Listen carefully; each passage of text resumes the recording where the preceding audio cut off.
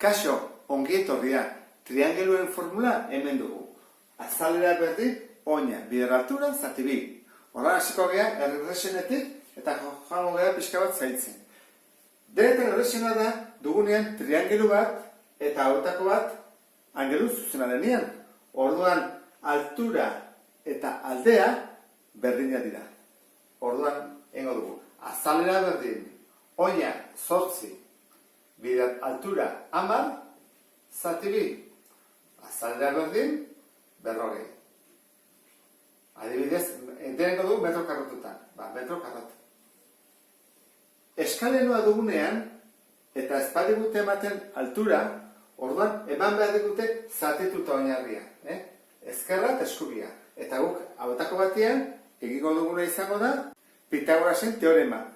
Orduan, triangelu bat atako dugu. Zein eskubikoa, ezkerrekoan ez, ze alde hori ez dugu. Horra, eskubikoa atatzen bat dugu, hemen dugu 15, eta hemen 25, orduan, altuera artea ezakegu.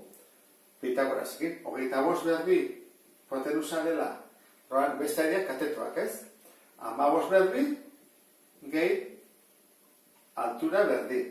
Orduan, 25, bider 25, 625, berdin, 15 bider 15, 225, gehi, H berbi. Batutzen edena bezaldeak kentzen, 625, ken 225, berdin, altura berbi, hau, 400 da, eta orduan, H izango da, 400-en erroa. Zein da, hogei bider hogei, 400. Horan, hogei baldin bada altura, jakin dezakegu formularekin, zein den bere azalera. Eta horrengo dugu. Azalera berdin, oina batu inbako ditugu biak, ez da? 15 gehi behatzi, 24. Bider, altura, orain atea duguna, hogei, zati bi, guztira, 200, 40 metro karratu. Urrengoa, aldekidea da. Orduan, hortik atatzen dugu, 10 eta 10 dela. Sani bat dute.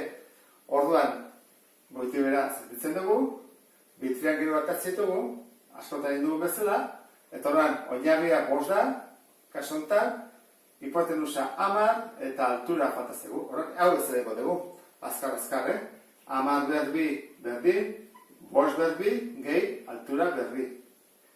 Egun, ken, jakingo dut 25, H berbi, orduan, hau da, 75 erroa. Zen bada? Gutxi gora bera, 8 eta erdi. Gutxi gora bera, metro. Orduan, hori jakin da, eta ezakegu horren azalera. Azalera zer da? Azalera da, oina, 10. Bider altura, atea dugu 8,5, zati bi, eta hori da, 42,5 metro karatu. Eta azkena. Azkena zer da?